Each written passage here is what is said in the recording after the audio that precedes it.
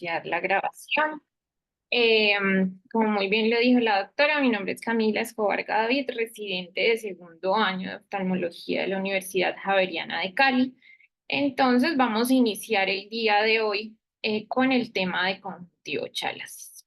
Inicialmente entonces vamos a ver un poco de esa anatomía, histología de la conjuntiva para así entender cómo se va dando todo este fenómeno. Entonces, recordar que esa conjuntiva, pues es esa tela o esa membrana delicada de mucosa que nos va a cubrir la superficie anterior del globo ocular y igualmente la superficie posterior de los párpados. ¿De dónde viene ese término de conjuntiva? Este viene derivado del latín y significa unir. Y vamos a ver dentro de esta definición la importancia que va a tener entonces después. Esta conjuntiva va a dividirse en tres porciones. La conjuntiva tarsal, que es aquella que se va a unir y a tapizar toda esa parte interna o la superficie posterior de los párpados. La conjuntiva vulvar, que esta va a estar adherida de una manera más laxa a ese tabique orbitario en los fondos de saco palpebrales y que va a recubrir entonces esa superficie anterior del ojo y la parte del fornix que va a estar ubicada entonces en esos sacos conjuntivales. En cuanto a la histología de la conjuntiva, vamos a ver inicialmente que esta se compone a nivel del epitelio, de un epitelio estratificado, cilíndrico, no queratinizado, va a tener un espesor aproximado de 2 a 5 células y estas células a su vez entonces se van a definir como unas células basales, intermedias y superficiales dentro de este mismo epitelio. Entre estas células epiteliales se van a intercalar algunas otras células que son las células caliciformes, las cuales están especializadas en proporcionar esa capa de mucina de la película lagrimal y van a representar aproximadamente un 7% de toda esa población celular de este epitelio. En cuanto a estas células caliciformes, estas van a tener una mayor población, un mayor número hacia la zona nasal de la conjuntiva, especialmente ubicados hacia el pliegue semilunar. En cuanto al estroma, que este recobra un papel muy importante dentro de la fisiopatología de la conjuntivo chalasis, entonces vamos a ver qué es esa capa de tejido conectivo laxo que va a tener pues la mayor cantidad de vasos y diferentes poblaciones celulares, de las cuales la principal población celular que se encuentra a este nivel son los fibroblastos, aunque también hay presencia de linfocitos, de mastocitos, de células plasmáticas y neutrófilos. A su vez, este estroma va a dividirse en dos tipos de capas. La capa adenoide, que va a contener los grupos celulares como los linfocitos, principalmente de tipo B, y estos linfocitos de tipo B van a agruparse formando entonces el tejido linfoide de la mucosa conjuntival.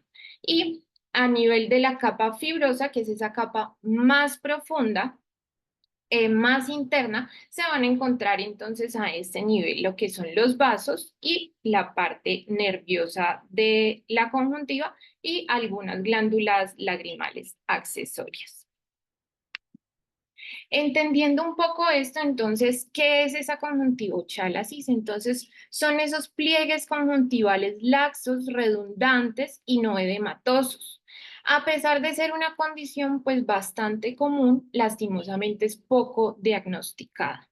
Su principal ubicación va a ser la conjuntiva vulvar inferior hacia el lado nasal y la importancia del diagnóstico de esta entidad es porque esta logra o puede llegar a inducir una inestabilidad de esa película lagrimal y así alterar también la vía de drenaje de la lágrima.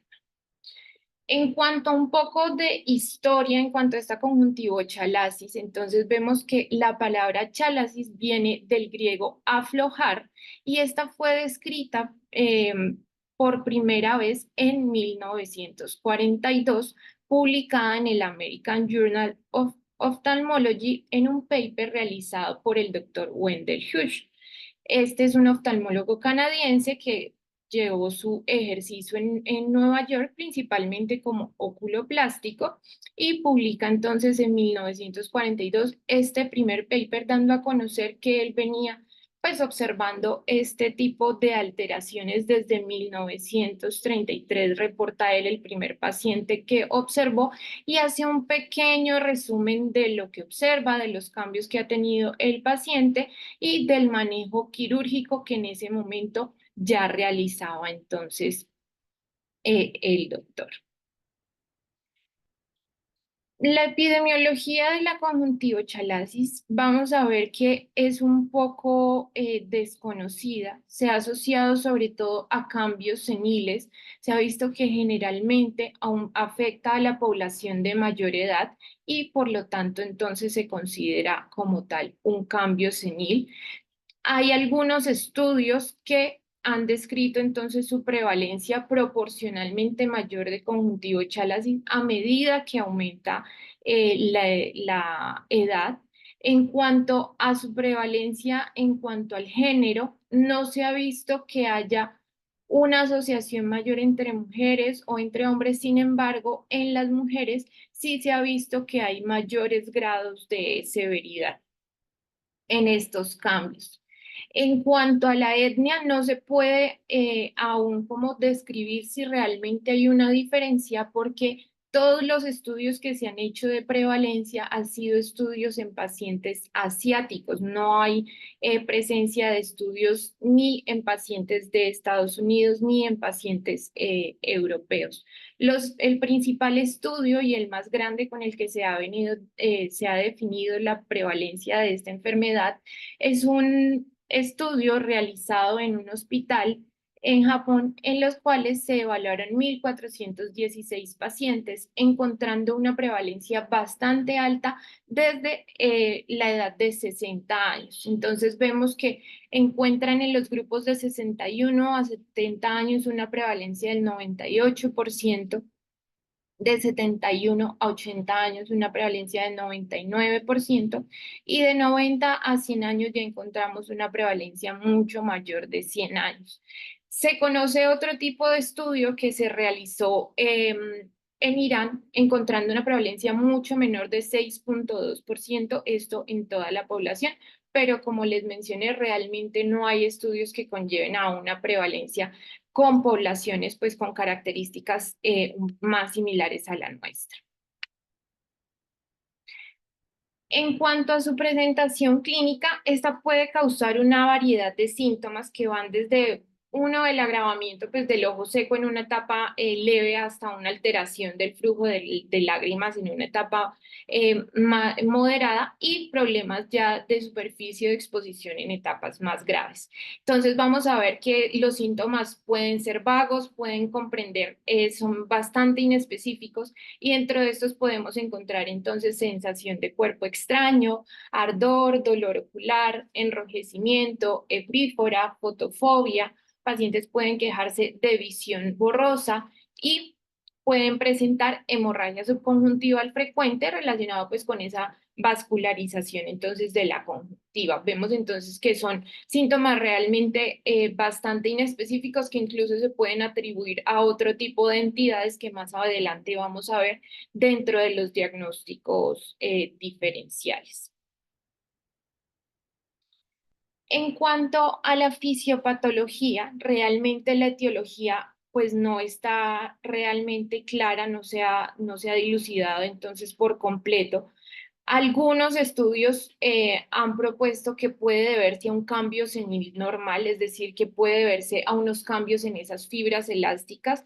Normalmente como en la piel, digamos, aparecen las arrugas, entonces se ha propuesto que estas sean como las arrugas de la conjuntiva, dado por unos cambios críticos en esa matriz extracelular que es la encargada de proporcionar ese soporte mecánico y esa estructura a la conjuntiva. Entonces vamos a ver que al tener esta reducción de tejido conectivo subconjuntival y al disminuirse ese anclaje hacia la esclera, se va a presentar entonces una fricción repetida y acumulativa de esos párpados contra la conjuntiva, que es lo que especialmente va a dar la sintomatología a los pacientes. Em, ¿Qué desencadena esa fricción repetitiva? Una respuesta inflamatoria del epitelio conjuntival. Sin embargo, como lo voy a mencionar más adelante, no se ha podido demostrar 100% que haya un componente inflamatorio relacionado con la conjuntivochalasis per se. Y vamos a ver entonces algunos estudios que han buscado dar explicación entonces a esa fisiopatología de la conjuntivochalasis. Entonces, este estudio lo que nos trae es ese estudio clínico patológico, se hizo su publicación en el 2004. Sin embargo, fue el estudio que abrió como la puerta al desarrollo de más investigación en cuanto a esta fisiopatología.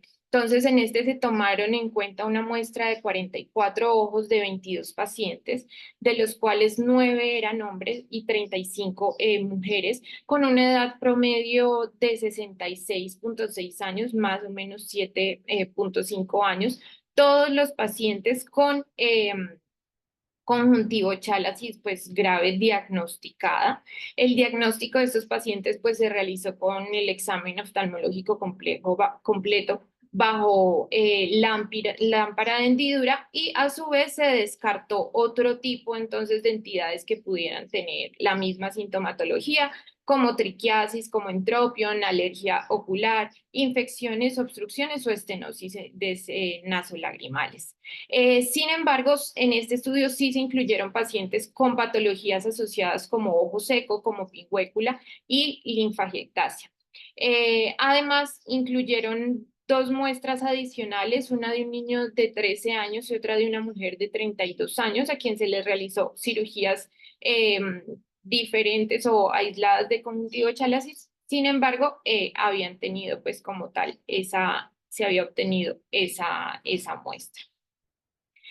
Entonces, ¿qué resultados se tuvieron en este estudio? Se vio que las 44 muestras que se habían estudiado tenían un epitelio conjuntival normal, lo que nos decían que a este nivel pues no había ningún tipo de alteración, no observaron multiplicación de células caliciformes, que este es un signo que nos muestra inflamación crónica de esa conjuntiva. Entonces, en este caso, el epitelio se mantenía indemne. Se observaron 39 ojos con linfagiectasia microscópica. Sin embargo, esto se podía explicar por ese constante roce o esa constante fricción de los párpados con esos pliegues de conjuntiva que nos podrían explicar un poco esa ectasia de estos vasos linfáticos. Lo que sí encontraron y que fue bastante importante es la pérdida del patrón de esas fibras, de las fibras elásticas y de las fibras de colágeno. Entonces se vieron que estas fibras se encontraban fragmentadas y en el caso del colágeno se había perdido como tal su organización. Sin embargo, en estas muestras en ningún momento encontraron cambios inflamatorios como tal a nivel de ese estroma. Previo a este estudio ya se habían realizado otros estudios, pero con cortes muy pequeñas, poblaciones muy pequeñas, pero aún así se veía que no había alteración tampoco a nivel del epitelio, pero sí a nivel del estroma y reforzaban también esa idea de que no habían cambios inflamatorios propios a nivel de la conjuntiva. Vienen entonces también a jugar un papel muy importante las metaloproteinasas de la matriz, que estas van a ser las proteínas responsables del recambio y de la degradación de la matriz extracelular. De estas metaloproteinasas hay más de 20 tipos que tienen una interacción dentro de la conjuntiva y se ha encontrado que en estos pacientes con conjuntivochalasis hay una mayor expresión de esta metaloproteinasa tipo 1, tipo 3 y tipo 9 a nivel de los fibroblastos conjuntivales. Sin embargo, los inhibidores tisulares de estas metaloproteinasas sí se han encontrado disminuidos o incluso en niveles normales, lo que nos va a hacer una disrupción en ese equilibrio, llevando entonces a esa degradación del tejido conectivo subconjuntival y esto da como resultado entonces ese aspecto redundante de la eh, conjuntiva. Además, se propone que hay una sobreexpresión de citoquinas proinflamatorias de tipo factor de necrosis tumoral alfa e interleuquina 1 beta, lo cual está directamente relacionado con ese aumento de expresión de metaloproteinasas de tipo 1, 3 y 9, con lo cual se va creando entonces un efecto de un círculo vicioso con ese aumento de las metaloproteinasas, con esa fricción que nos va a desencadenar entonces inflamación y nos va a producir esa liberación de citoquinas proinflamatorias que vuelven a iniciar entonces el ciclo con esas metaloproteinasas. ¿Qué otro tipo de alteraciones entonces nos van a llevar a esa clínica del paciente? También entonces encontramos el retraso en la eliminación de lágrimas, que este puede deberse a una obstrucción anatómica del punto lagrimal por esos pliegues conjuntivales redundantes. Se puede deber también entonces a esa obliteración del menisco lagrimal y el impedimento de ese flujo lagrimal por esos pliegues y ligado pues a esto con el hallazgo entonces de este tipo de citoquinas proinflamatorias en mayor nivel en las lágrimas. Entonces, al aumentar ese tiempo de retención de las lágrimas sobre la superficie ocular asociado con ese aumento de interleuquinas contenidas en esas lágrimas, pues vamos a ver que va a haber un mayor tiempo de exposición a estos cambios inflamatorios, aumentando o amplificando así entonces la inflamación, la degradación y el daño oxidativo a nivel de la conjuntiva. En cuanto a la inestabilidad entonces de la película lagrimal que nos va a producir estos cambios, estos pliegues, entonces vamos a ver que al alterar, haber una alteración de ese menisco lagrimal e impedir el flujo lagrimal en la conjuntiva chalas y también nos va a producir esa inestabilidad de la película lagrimal, lo que a su vez puede aumentar la fricción y aumentar así la inflamación de la superficie ocular. Igualmente, se ha visto otro tipo de alteración que es muy importante resaltar, que es esa alteración en esa distribución inadecuada de esa capa lipídica por una deficiencia de lípidos, sea por la obstrucción de salida de las glándulas ubicadas pues a nivel de los párpados o incluso con la alteración de las células caliciformes ubicadas entonces a nivel de ese epitelio conjuntival. Traigo entonces otro tipo de estudio que evalúa entonces la interferencia de esa conjuntivo-chalasis con ese flujo lagrimal y la alteración entonces de ese menisco. En este estudio se tomaron en cuenta 24 pacientes con conjuntivo-chalasis, de los cuales 8 eran asintomáticos, 16 sintomáticos. Este estudio fue realizado entre enero y mayo del 2012.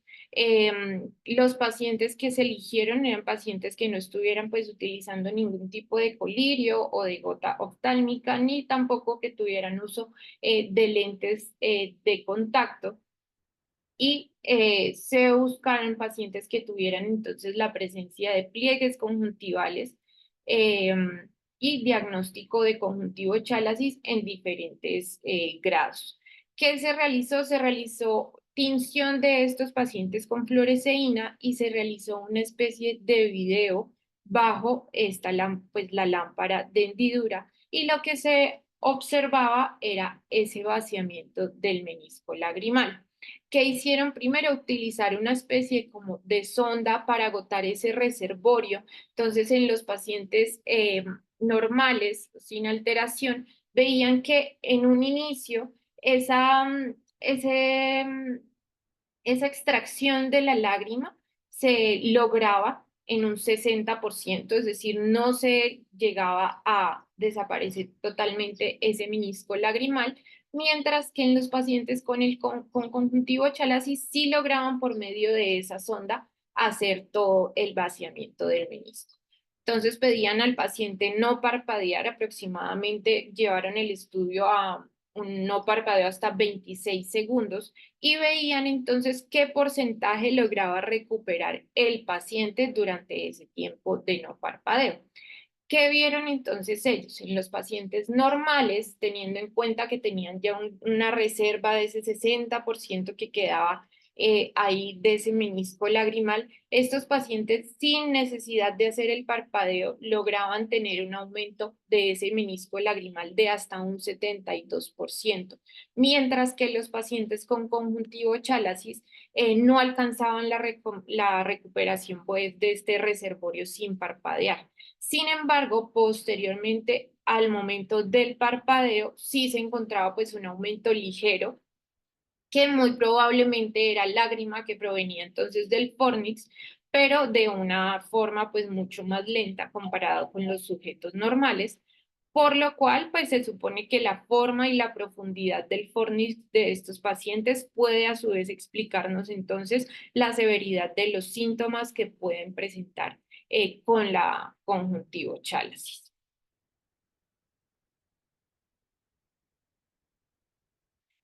Entonces, haciendo como un pequeño resumen en este diagrama de lo que hemos mencionado, entonces vemos que son todos este tipo de factores que se alinean y tienen toda una retroalimentación y como lo dije previamente, se convierten en una especie de círculo vicioso acompañado entonces desencadenado por esa conjuntivo chalasis que va a estar principalmente asociado con esos cambios de la edad, dado entonces con resultado de una inestabilidad de la película lagrimal, con una enfermedad de ojo seco que vamos a ver que a su vez comparte ciertos factores de riesgo como lo son la edad y esto nos va a producir entonces aumento de la fricción, aumento de esos cambios inflamatorios a nivel de la película lagrimal, lo cual nos va a aumentar esa producción entonces de metaloproteinasas y esta producción entonces a la vez nos va a desencadenar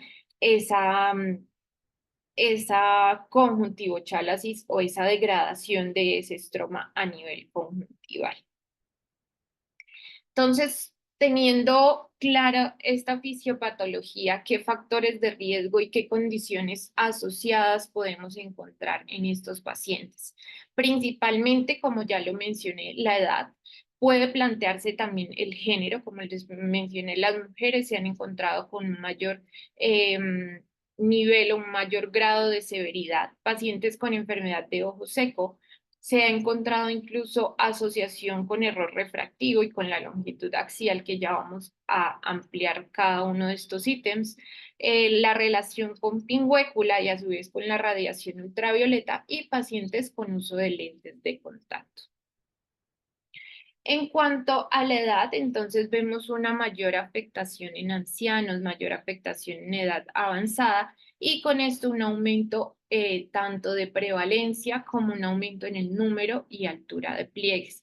Entonces, dentro de los estudios que presenté previamente, entonces vemos también que las tasas de prevalencia para cada década de la vida, desde la primera década hasta la 10ª década, van en un aumento pues bastante considerable, empezando desde la primera década del 7%, pasamos a un 36%, 62, 71, hasta llegar a un 90% e incluso alcanzar ese 100% entre los 90 y 100 años.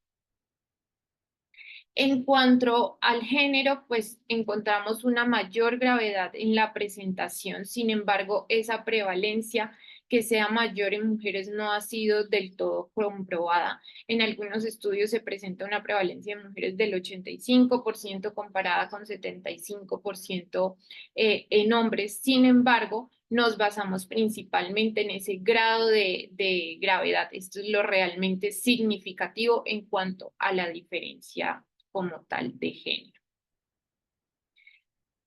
En cuanto a su relación con la enfermedad de ojo seco, entonces aquí es importante recalcar que son condiciones que pueden estar coexistentes y que puede tener esa coexistencia de factores de riesgo, pueden ser tanto como desencadenantes como también estar presentes de manera aislada en el paciente. Entonces vamos a ver que esa presencia de conjuntivo chalacis a nivel nasal va a producir una mayor cantidad de síntomas de ojo seco comparado con la no nasal, es decir, comparado con la que se presenta a nivel central o temporal. Como les mencioné inicialmente, a este nivel nasal vamos a ver que hay mayor presencia de células caliciformes que nos van a ayudar con esa composición de la película lagrimal y a su vez esa ubicación nasal de estos pliegues pueden también entonces obstruirnos este punto lagrimal. Sin embargo, también a su vez esa enfermedad de ojo seco puede inducir o puede agravar esa conjuntivo chalacis en pacientes pues con tejidos menos robustos debido pues a ese aumento de fricción e inflamación de la superficie. Entonces, como les mencioné, puede haber una coexistencia de factores de riesgo como lo son el envejecimiento, la edad y el sexo femenino.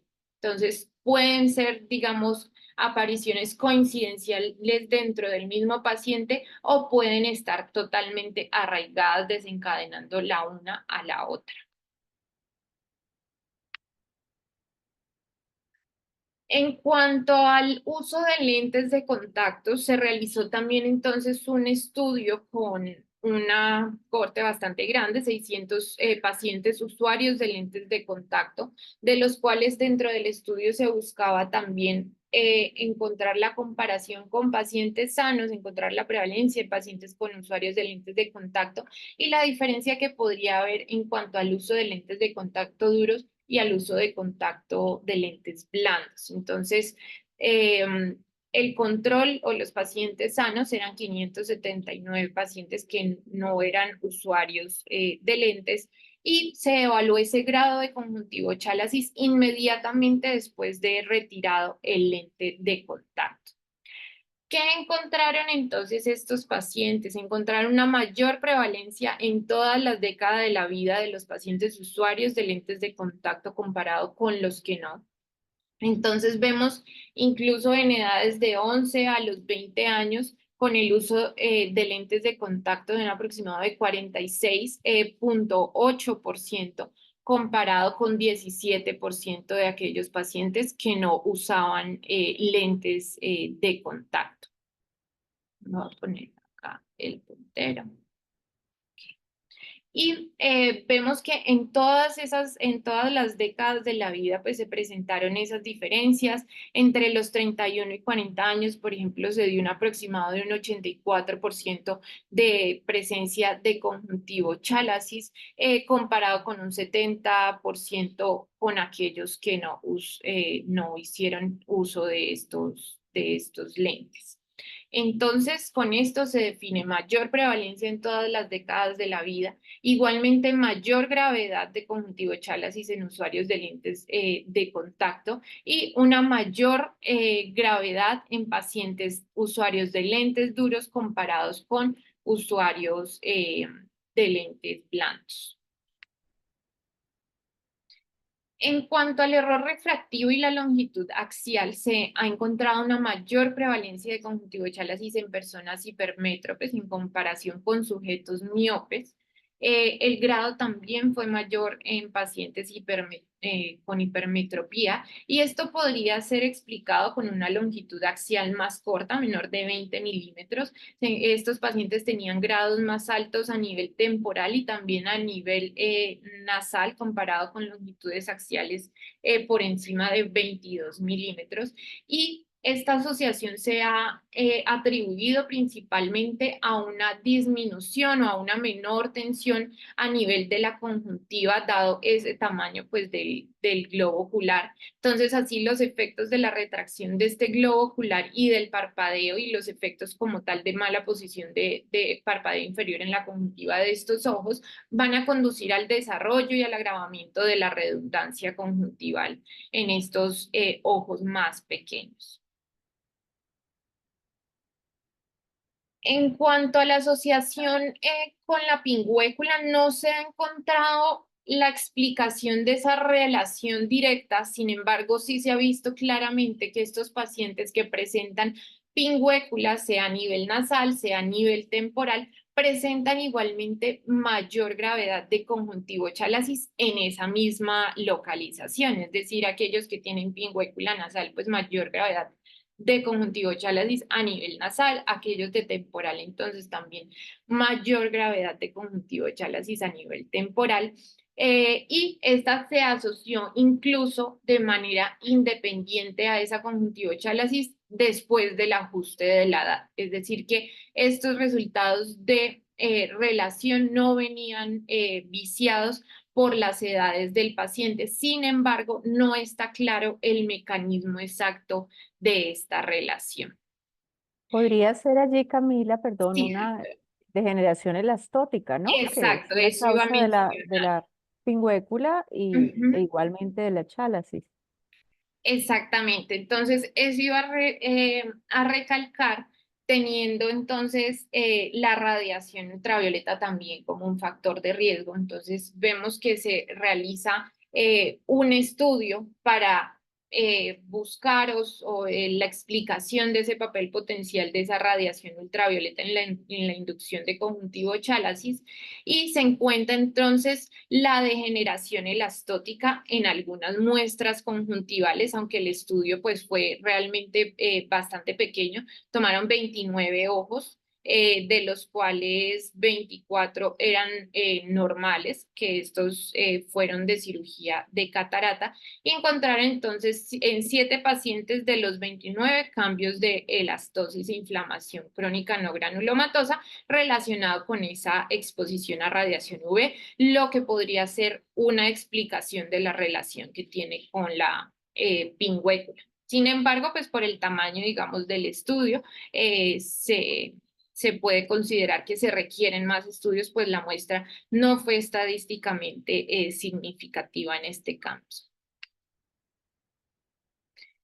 En cuanto a la alteración, entonces, en los párpados, vamos a ver que algunas alteraciones también pueden estar relacionadas con esta alteración, como lo son la dermatochalasis, como ya lo mencionamos, se consideran cambios seniles, tosis palpebral, la presencia de entropión senil, de blefaritis y de disfunción de glándulas de Meibonio. Vamos a ver que van a estar también relacionados con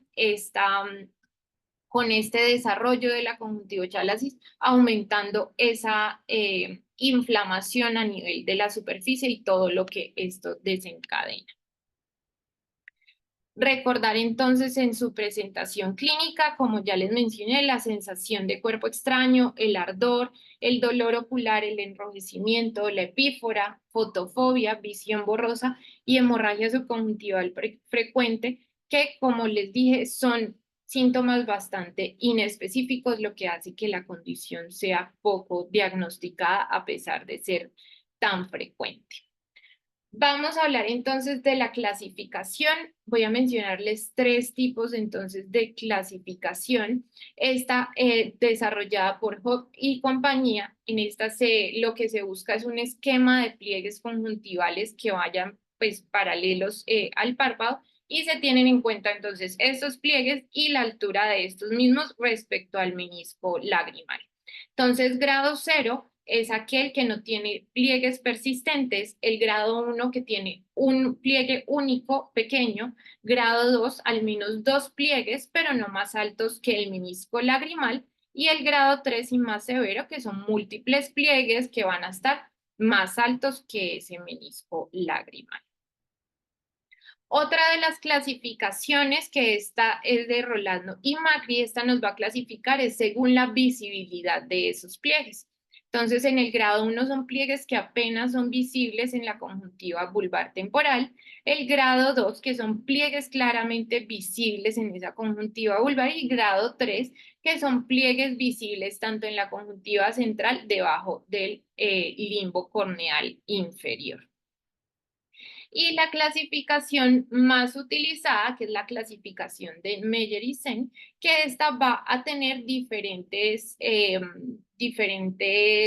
características y más que una, y lo interpreté que más que una clasificación de severidad, nos ayuda a hacer como esa descripción completa de los hallazgos en el paciente, teniendo en cuenta entonces la presencia de los pliegues y su relación con el menisco lagrimal, eh, tomando la que ya había mencionado en un principio de Hop, entonces grado 0 sin pliegues pues persistentes, el 1 con un pliegue pequeño, el grado 2 con 2 o más pliegues no más allá del menisco lagrimal y el grado 3 pues con múltiples pliegues más allá del menisco lagrimal. Y adicionalmente, entonces, a estos grados vamos a agregarle la localización de esos pliegues, que pueden ser a nivel nasal con la letra N, a nivel temporal o a nivel central o inferior al limbo, como lo vemos en las imágenes, con la variación entonces en su localización. Adicionalmente, entonces, hablamos o no de presencia o no de esos pliegues y con esto de su localización. Entonces, agregamos la letra E sin presencia de esos pliegues, del tipo 2, del E2 con 2 localizaciones y la 3 afectando a nivel de todo el borde palpebral. Igualmente, entonces, toma en cuenta los cambios que pueden haberse con el parpadeo, los cambios que pueden pueden darse con la presión digital que se le realiza al paciente, y tiene en cuenta también esos cambios de superficie con una puntata, con la presencia o ausencia de esto. En cuanto al diagnóstico, el diagnóstico es netamente clínico, con una buena anamnesis que nos oriente a todos estos factores de riesgo que les mencioné, y con los hallazgos a la biomicroscopía en los cuales vamos a encontrar ese prolapso de la conjuntiva sobre el margen palpebral, y con esto ver también hacer la digitopresión del paciente, indagar al paciente en qué momento mejora, si estos síntomas mejoran o no mejoran con el parpadeo, porque esto es algo muy característico. Estos pacientes no mejoran su sintomatología con el parpadeo, contrario a lo que sucede con los pacientes de enfermedad de ojo seco. Esto explicado por esas alteraciones en ese reservorio del menisco lagrimal y con esas alteraciones a nivel del fornix que les mencioné previamente. Entonces, debido a esos síntomas variables, es importante descartar otras afectaciones que causen también obstrucción de ese flujo lagrimal e inestabilidad de esa película lagrimal, como lo pueden ser la laxitud del párpado, la malposición palpebral, la presencia de triquiasis, estenosis puntual, conjuntivitis, obstrucción nasolagrimal o enfermedad de ojo seco. Entonces, aquí vemos que una anamnesis y un examen oftalmológico completo nos ayudarán a diferenciar entonces estas entidades de la conjuntivo-chalasis. En cuanto al tratamiento, entonces, ¿qué objetivos vamos a tener al realizar el tratamiento de estos pacientes? Lo primero es mantener esa lubricación de la superficie ocular y con esto también restaurar el menisco lagrimal para aumentar la estabilidad de la película lagrimal y reducir así la inflamación de la superficie ocular. ¿Qué pacientes vamos a tratar y de qué manera? Entonces, Ninguno de los pacientes asintomáticos van a requerir manejo. ¿Qué pacientes se les va a dar tratamiento? Pacientes sintomáticos. Y el pilar fundamental, el primer paso para ese manejo va a ser el manejo médico o manejo conservador, basándonos principalmente en lubricantes, en AINES, esteroides, aunque pueden contribuir con esa sequedad o resequedad de la superficie ocular, e incluso pueden ayudarnos el uso de antihistamínico. Entonces, primero los lubricantes y ya si no hay respuesta, entonces pasar a el uso de AINES, incluso de suero autólogo, de esteroides o antihistamínicos. Tener muy en cuenta que estos pacientes también debemos dar manejo de esas condiciones asociadas, por ejemplo, pacientes con meningitis, blefaritis o pacientes pues con ojo seco. Si no hay Estás respuesta, describiendo, perdón un sí, momentico, doctora. Camila, ¿estás Ajá. describiendo antihistamínicos? Sí, doc. Los mencionaban incluso para ayudar a disminuir los síntomas del paciente ante esa fricción. Mm, curioso, ¿no? Curioso. Sí, pues no Obviamente dentro del... los pacientes alérgicos, que son pacientes inflamados, son pacientes que se rascan, obviamente una de las cosas que uno debe descartar en un paciente con chalasis es esto, pero que se dé de otra manera si un paciente no es alérgico antihistamínico es curioso, ¿no? De verdad no lo No tenía tendría... contemplado y no tenía, no me queda claro eh, la indicación aquí, a menos de que haya una base alérgica en los pacientes. Pero Sí, igual continúa y nos vas ok. describiendo qué encontraste. Listo. Sí, definitivamente entonces el paciente no tiene mejoría ante este manejo conservador, este manejo médico. Entonces pasamos al manejo quirúrgico. Entonces, digamos que las técnicas quirúrgicas eh, podemos agruparlas en su resultado final. Entonces, uno, en la contracción del tejido redundante, en la escisión de ese tejido redundante o en la mejora de la adhesión de esa conjuntiva a la esclera. Entonces, en cuanto a la escisión conjuntival, lo que vamos a realizar es el retiro de esa conjuntiva redundante y viene aquí, digamos, la diferencia entre esas técnicas. Una de las técnicas lo que realiza es ese cierre primario de esa herida pues producida o de esa esclera que queda denudada.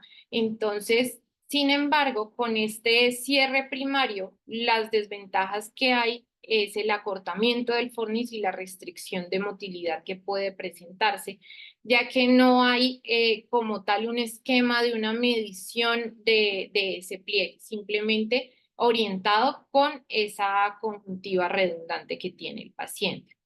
Para evitar entonces este tipo de desventajas como lo son el acortamiento del fornis y la restricción de motilidad, incluso un entropio cicatrizal, entonces aparecen otro tipo de elementos como lo son la membrana amniótica y el adhesivo tisular de fibrina.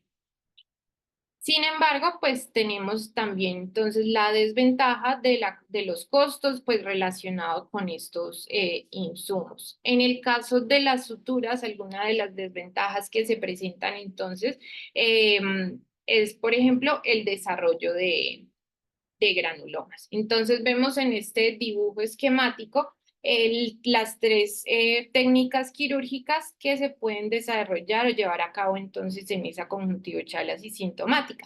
Entonces el primero va a implicar la eliminación de una forma en semiluna de esa conjuntiva redundante que es la marcada acá como 1A y la 1E.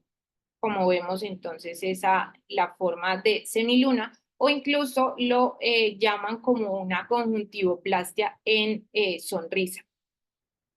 Y el defecto que se genera entonces se va a cerrar con suturas discontinuas absorbibles. El segundo procedimiento implica entonces una peritomía sectorial y dos incisiones relajantes a nivel radial, y la conjuntiva redundante se jala como hacia la córnea y se extirpa entonces aquella que pues como que sobre, y se realiza igualmente el cierre de la sutura en los bordes conjuntivales. Y el otro método consiste en cubrir el defecto creado pues por el primer procedimiento, es decir, por esta conjuntivoplastia en semiluna, hacer entonces el cierre con membrana amniótica. En el caso del adhesivo tisular o de fibrina, vemos que hay otro tipo de procedimiento en el que se hace una especie de orificio de entrada, se realiza inyección de ese adhesivo tisular y con esto se ve qué conjuntiva es la que nos queda libre, qué conjuntiva es la que nos queda suelta, y ahí hacer el pinzamiento y recorte pues de esa conjuntiva. Otro de los procedimientos que se pueden realizar es la cauterización de la conjuntiva. Esta lleva entonces como ventaja un menor tiempo quirúrgico, con esto una reducción también de pliegues y una reducción en riesgo de alteración en la motilidad y una mejoría en la fijación escleral. ¿Qué desventajas tiene que estar reservado a casos leves a moderados? Porque en casos graves o no funciona o puede ser necesaria pues su reintervención. Entonces, ¿qué se realiza? Vamos a ubicarnos inicialmente a 4 o 5 milímetros del limbo corneal y vamos a proceder a pellizcar esa conjuntiva redundante con una pinza bipolar, subiendo la potencia hasta que veamos que ese tejido empiece como a volverse blanquecino. A este nivel, entonces, se realiza esa cauterización conjuntival. ¿Qué ventaja también tiene? Pues el no uso como tal de suturas, con esto la disminución del tiempo quirúrgico y también con esto la disminución, pues el riesgo de desarrollo de granulomas conjuntivales. Quería preguntar de pronto, doctora, hasta este momento en cuanto al tratamiento por experiencias personales, ¿qué es lo que más utilizan en cuanto a técnica netamente quirúrgica? En mi caso, básicamente lo que utilizo de rutina es la resección semilunar. Sí, pues ya tengo la técnica, hago esta resección en sonrisa, y es muy importante que cuando uno, digamos, vaya a demarcar la cantidad de tejido redundante, simplemente ponga gotas tópicas de anestesia, le pida al paciente que mire hacia arriba, ¿sí? Y esto todo para evitar esa complicación que tú ya mencionaste, que es el acortamiento del fornix inferior. Entonces, básicamente mide uno qué tejido sobra y allí con un compás va demarcando pues la cantidad de tejido que tienes que remover. Y se marca con un marcador de violeta, porque cuando ya uno ha resecado esa semiluna, pues puede quedar asimétrica la sutura. Entonces, previamente yo hago 3 puntos de marcaje y hago 3 puntos con bites epiesclerales, de manera que queden fijos Sí. a la esclera allí, y luego me voy con una continua. De verdad es una técnica sencilla, muy exitosa, no quedan orejas de perro, y horrible decirlo así, pero pues sí, no queda simétrico, no quedan tejido ah, eh, sobrante, y es una cosa muy, muy fácil. He ensayado otras técnicas, ahorita vas a hablar de otras alternativas, ¿sí? Láser, etcétera. Pero esta que te comento para mí es pues bastante sencilla y exitosa realmente en todos los casos. Esas suturas que deja uno eh, continuas no producen esa sensación de fastidio terrible al paciente, y las dejo más o menos 2 semanas, porque esta es un área de tensión, ¿no? Con los movimientos extraoculares, etcétera. Por eso me ha llamado mucho la atención cuando simplemente se sugiere el uso de adhesivos tisulares. Todos sabemos que los adhesivos tisulares se degradan en 2 semanas. Entonces, pues puede ser un tiempo suficiente, pero a veces no en estas áreas en donde hay tanto movimiento. Así que esa sería como hasta lo que vas mencionando mi recomendación. El Listo. resto de profes, ¿qué experiencia tienen y cuál es la técnica preferida? Merceditas, la técnica que describiste fue la primera que describió el doctor Schaefer-Sen cuando habló de cognitivo chalasis. Y creo que es una muy buena técnica y lo de los puntos de referencia es vital y la estructura continua da unos resultados muy buenos y es muy sencilla de quitar, entonces un procedimiento que se hace relativamente fácil y el costo es muy bajo. Yo hasta ahora no recuerdo haber tenido ni un granuloma. No es una cirugía Correcto. frecuente, pero que para mí también es la técnica de elección la resección en semiluna y sutura. Una preguntita Adelante, muy Pilar, interesante. bienvenida. Muchas gracias Camila por la charla, excelente. Quiero preguntar, ¿a cuántos milímetros del limbo hacen la sonrisa? A 2. A dos. ¿A 2? Sí, a 2 milímetros. O sea, bien cerquita del limbo. Ajá, No, gracias. tú respetas allí esa área, ¿sí? De conjuntiva limbar, marcas Ajá. con el marcador a 2 milímetros del limbo y ahí empieza la primera, ¿sí? Parte de la sonrisa. Ah, bueno, Es que gracias. depende, digamos, de qué tan profundo sea el fondo de saco y demás, pero eso es como el promedio. Sí, Pero muy eso, importante recalcar eh, el hecho de evitar a toda costa pues una retracción del fornix inferior. Por eso es que cuando uno Sí, marca, eso sería fatal. simplemente debe haber puesto son gotas de anestesia y luego si uno inyecta subconjuntivalmente el anestésico con vasoconstrictor antes de resecar la semiluna, ¿no?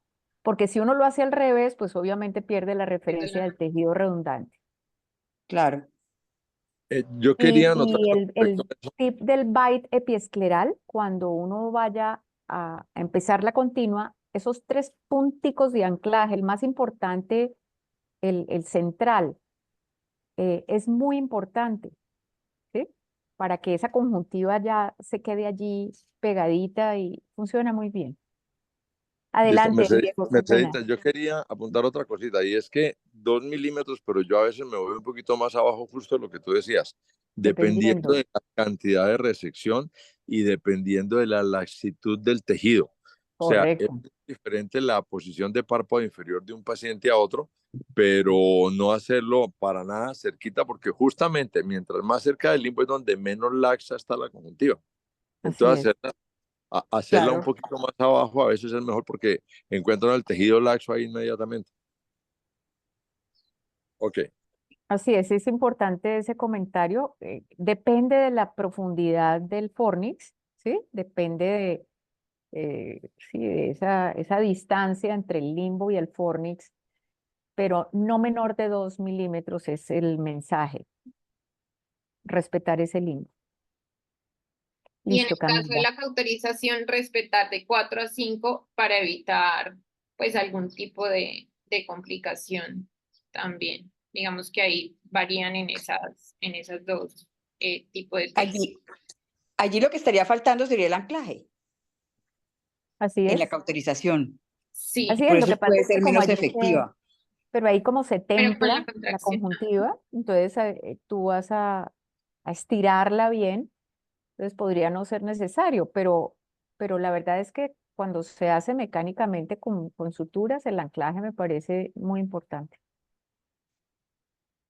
Otra Listo, pregunta, Camila. y Adelante. si la blefarochalasis no es tan grande y uno decide, ¿no hay forma de hacer solamente un anclaje Pues es que si ya uno se mete sin a necesidad hacer de un resecar? anclaje, si uno ya se mete a hacer un anclaje, pues ahí ya uno retira lo que sobra, ¿no? Yo diría que otras alternativas no tan invasivas así como esta cauterización, láser, lo que nos va a contar Camila de la nueva técnica el plasma based conjuntivoplasty, esas pueden ser alternativas menos invasivas o ¿sí? Más fáciles, pero yo sí diría que ir solamente uno a anclar, no, ya No ahí es ya hay suficiente. sí, ya ahí hay que retirar lo que sobra. Eh, bueno, continúa Camila, gracias a todos por la Doc, yo quería hacer atención. una pregunta de la técnica. ¿Me escuchan? Adelante, sí, claro. Jesús Marulanda es el que habla. Buenos días para todos.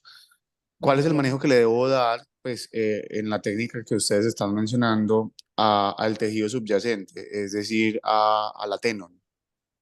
Es que ¿Debo ser aquí, digamos, de alguna manera respetar el tejido o ser más radical retirándolo?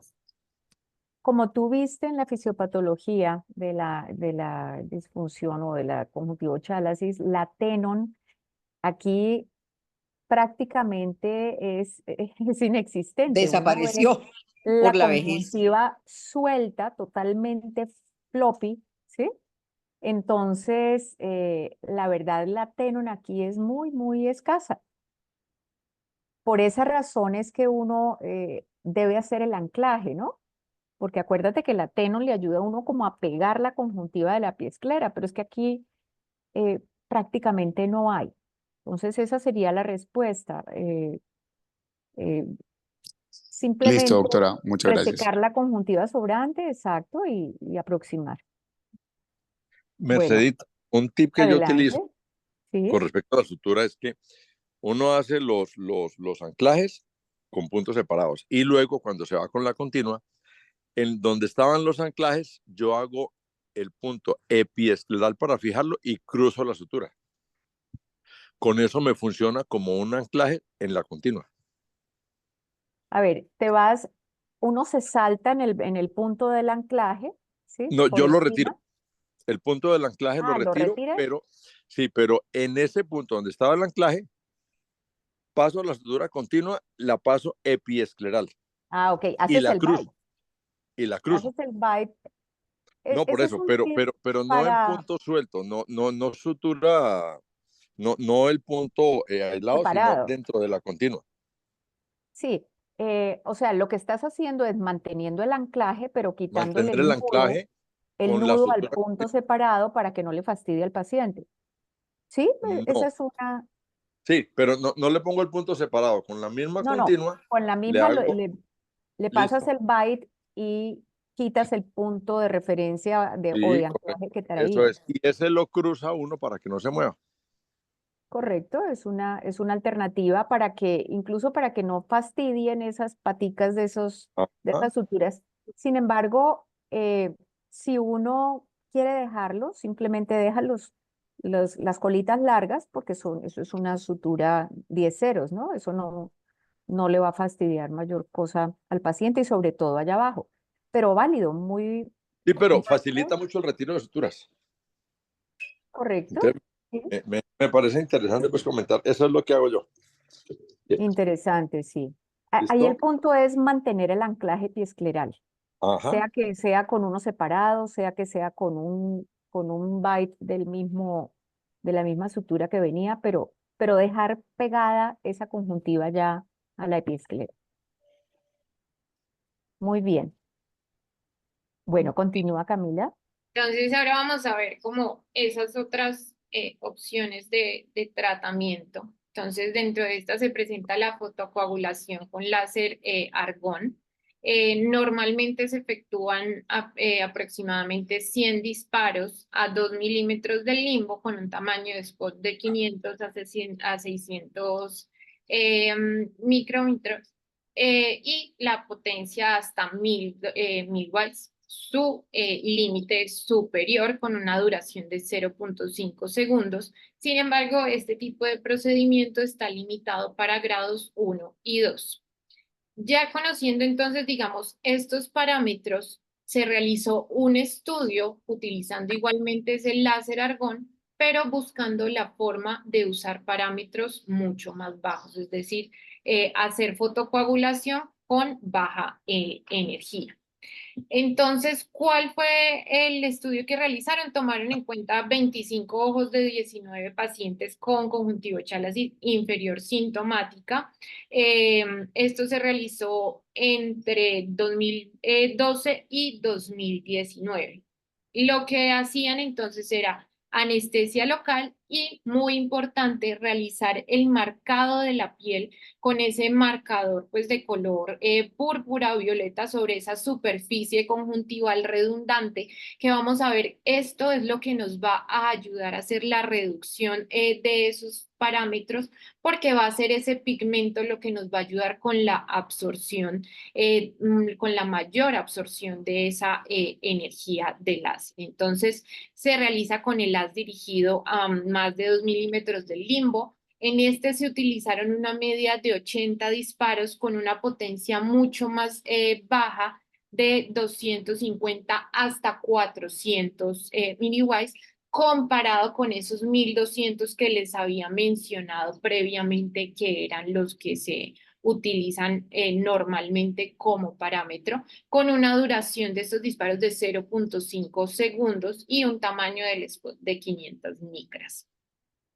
Entonces realizan los disparos sobre esa área demarcada con ese marcador morado. ¿Qué encontraron entonces con esta alteración o esta modificación de la técnica? Es que efectivamente hubo una reducción del grado de conjuntivochalasis. Mejoraron el 90% de los pacientes de grado 1, llegaron a grado 0, y el 25% mejoraron del grado 2 al grado 0. Como lo mencioné inicialmente, es una técnica usada para bajo grado en cuanto a la severidad. Entonces, como tasa de éxito, tomaron en cuenta la satisfacción del paciente en cuanto a sus síntomas y el descenso o la disminución de ese grado de severidad, teniendo entonces una tasa de éxito del 80% con esta reducción de parámetros o con este láser de baja energía. Realmente los pacientes no tuvieron pues ningún tipo de complicaciones más allá de un dolor mínimo durante el procedimiento o una sensación pues de cuerpo extraño que se presentaba aproximadamente durante una semana después. Sin embargo, no tuvieron ningún tipo pues ni de hemorragia subconjuntival, ni granulomas, ni ningún tipo de escleritis. Como mencioné, entonces habían estudios previos que habían utilizado esta técnica, sin embargo, con potencias mucho mayores. Sin embargo, algo que dejaba abierta, una puerta que dejaba abierta el estudio, era evaluar qué alteraciones tiene este láser sobre esas células caliciformes y a su vez qué consecuencias tiene sobre esa película como tal lagrimal.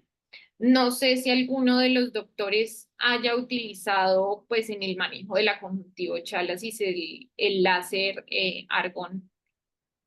Pues, a ver, yo lo he utilizado, pero más en conjuntivitis límbica superior, Ujú. ¿sí?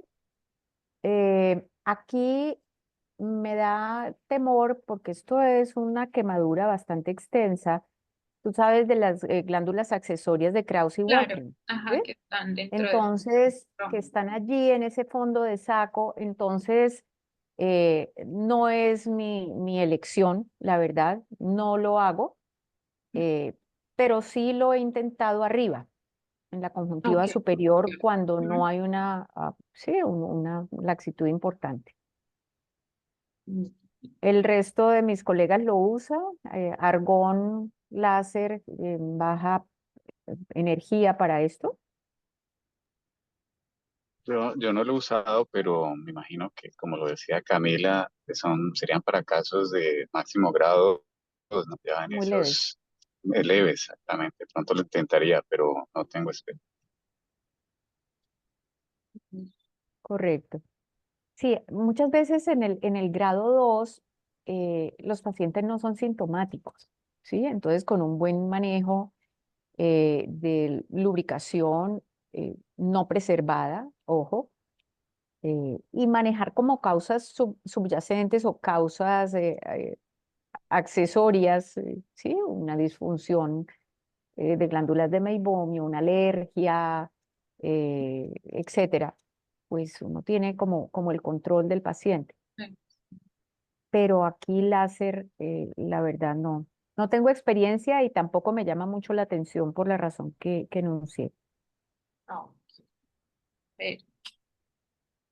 Bueno, entonces vamos a hablar de esta, digamos, nueva opción también terapéutica, que es el uso de plasma de baja energía. El estudio es un estudio experimental, prospectivo, no comparativo. Fue publicado este mes en la revista Córnea. El tamaño de la muestra es de 42 ojos de 33 pacientes. El estudio se llevó a cabo entre febrero del 2020 y diciembre de 2021. Se incluyeron pacientes con síntomas de irritación de la superficie ocular, como los son ardor, prurito, dolor, sensación de cuerpo extraño, o epífora, pacientes que hayan tenido falta de respuesta al tratamiento médico convencional, y se excluyeron aquellos con trastornos coexistentes como blefaritis, pacientes con disfunción de glándulas de Meibomian, trastorno del sistema de drenaje nasolagrimal, alergia ocular, pacientes con patología corneal, glaucoma o antecedentes pues, quirúrgicos oculares. El diagnóstico en estos pacientes se realizó igualmente bajo el examen en lámpara de hendidura. Su clasificación se realizó basado en la clasificación de Ott y compañía, y fueron pacientes entre los 54 y los 81 años. Entonces, empecemos primero explicando un poco qué es ese plasma frío. Realmente ese plasma frío es un gas, es lo llaman el cuarto estado pues, de la materia. Es un gas que es excitado, entonces contiene gran cantidad de especies pues, reactivas de oxígeno, y estas especies reactivas de oxígeno y también el nitrógeno que contienen nos van a ayudar pues, a reaccionar con ese tejido, y lo que finalmente van a hacer es a sublimar ese tejido, van a pasar ese tejido de sólido a estado gaseoso, creando entonces la contracción de este. ¿Cómo realizan entonces el procedimiento? Con el uso de anestésica tópica. Igualmente se realizan los disparos sobre la demarcación de los pliegues conjuntivales. Dependiendo del número de pliegues, entonces se llevaba a cabo la realización del número de filas o de líneas por cada uno de esos pliegues, hasta máximo 3 líneas realizaban. Entonces vemos aquí en este video. Sí.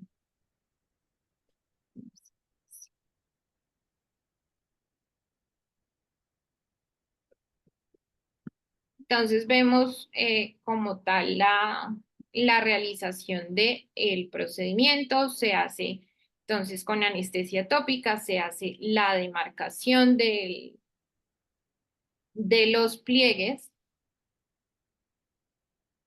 y se utiliza la pieza de mano pues del equipo de plasma de baja presión atmosférica, que es lo que nos permite que la temperatura pues de ese plasma sea un plasma, por decirlo, frío. No es frío realmente, sino que va a temperatura corporal, lo cual permite que su acción o su quemadura sea únicamente superficial, en planos superficiales, y no crea ningún tipo de cambios ni de alteraciones a nivel profundo, por la pérdida rápida de temperatura que este tiene después de hacer contacto con el tejido de la conjuntiva, llevándolo entonces a un estado gaseoso y así logrando la contracción del tejido.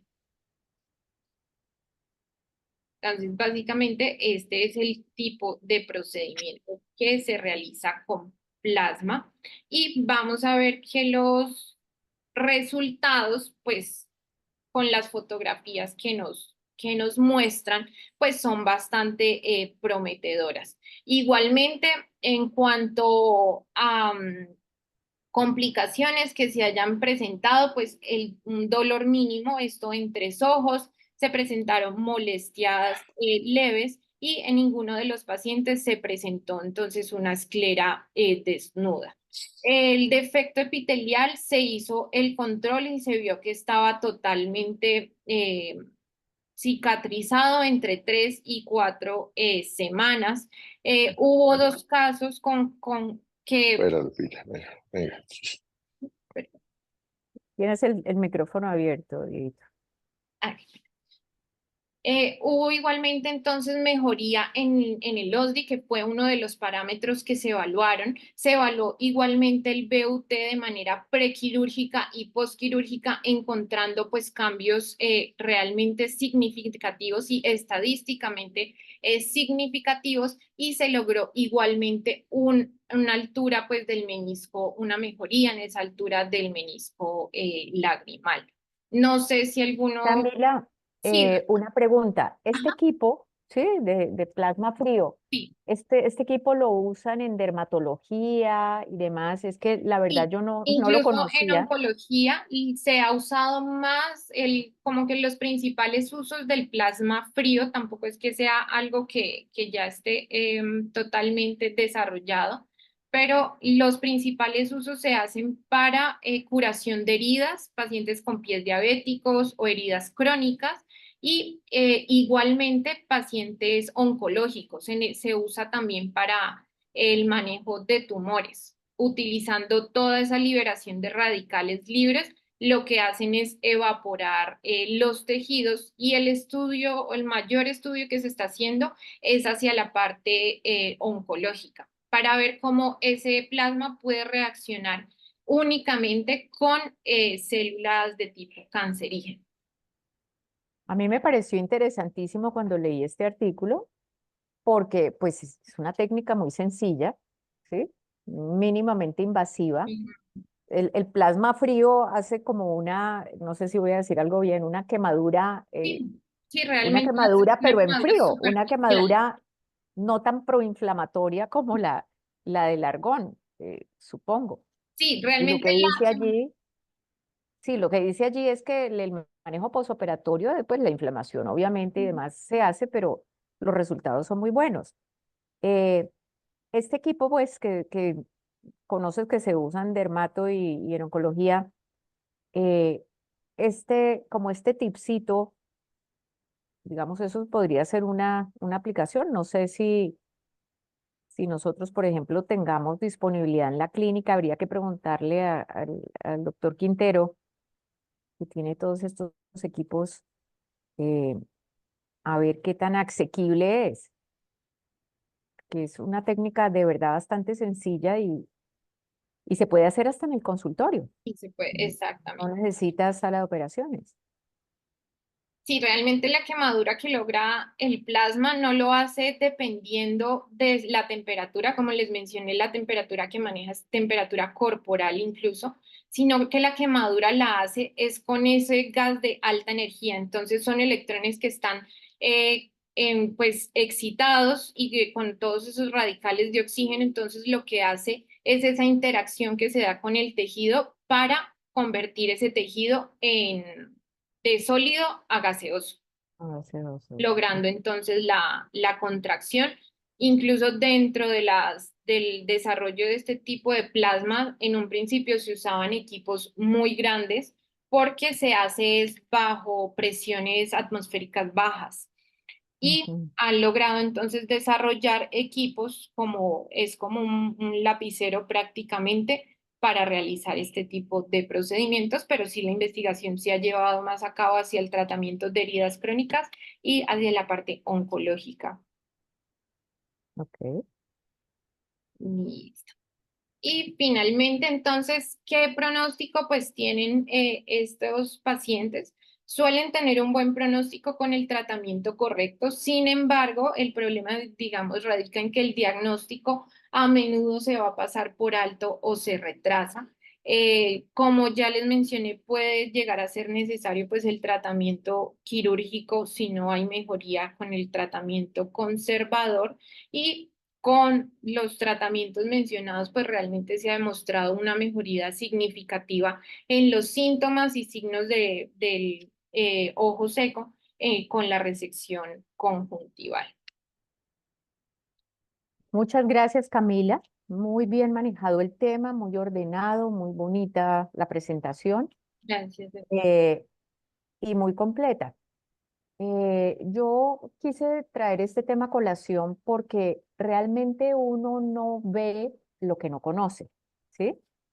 Y si ustedes se ponen a examinar sus pacientes, si uno busca, encuentra. Definitivamente esto sí está relacionado con la edad. Veíamos pues casos desde décadas muy tempranas de la vida en asociación con otras cosas como los lentes de contacto, alergias, etcétera.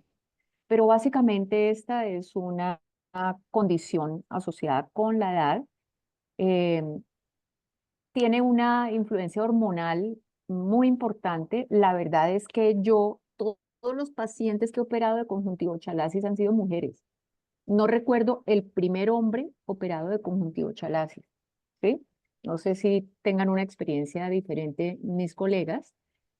Em, Buscarla como una causa importante de ojo seco, que puede ser o la causa de un ojo seco evaporativo por alteración en la estabilidad de la película lagrimal, o la consecuencia de un ojo seco crónico, la inflamación, etcétera.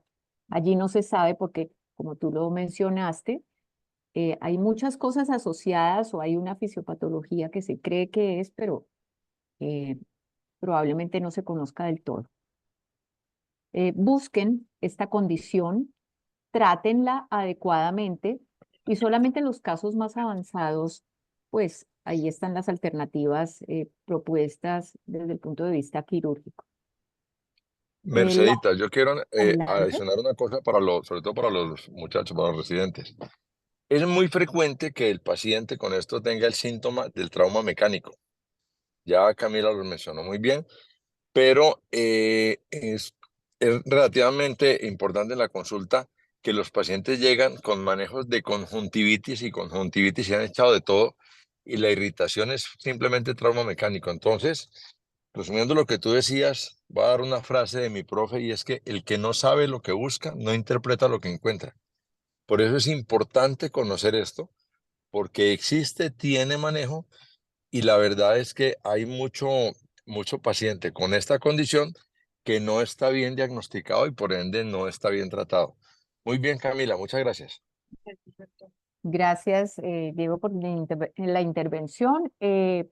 Digamos que el nivel de conjuntivo chalasis en la conjuntiva vulvar superior, que corresponde a otra patología bien definida, también de una etiología que no está muy conocida, como es la queratoconjuntivitis límbica superior, la vamos a tratar en otra oportunidad, pero siempre, siempre les recomiendo para examinar la conjuntivo chalasis poner colorantes vitales, ¿no?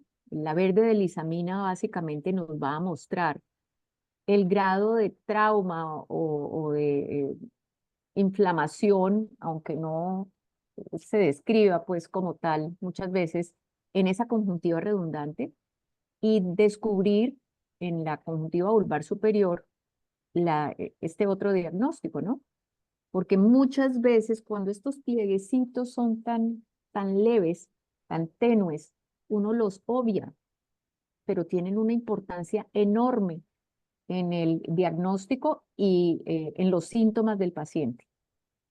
¿Cuántos ojos secos que no se mejoran con nada hemos visto que son conjuntivitis límbicas superiores?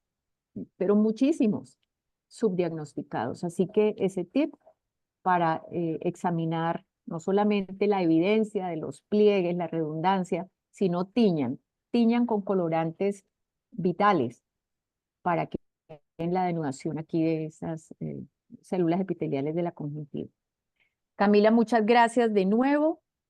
anuncio el tema de la próxima semana, que es queratitis micótica, el estudio MUT y un artículo nuevo de la revista Córnea de este mes, de febrero, en donde se está tratando de hacer la validación de un calculador eh, que se está investigando en Duke para ver los resultados de los pacientes tratados con esteroides en queratitis micótica.